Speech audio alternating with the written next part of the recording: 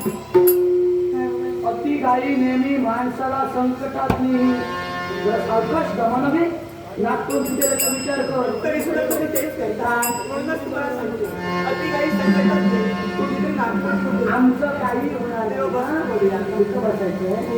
तुम्ही थांबलात ना. आम्ही थांबलो याचा अर्थ आम्ही इथं बसण्यासाठी नाही. तुला बसायचं विचारलं आजचा एक दिवस नाही. एक दिवस नको. उद्याचा दिवस तू इथंच थांब. 2 दिवस तुम्ही बसणार. पुढे येणारी सारी वर्षोनवर्ष एवढं आपलं काय होईल मग? आपलं नाही तुझं आम्ही मिळालो.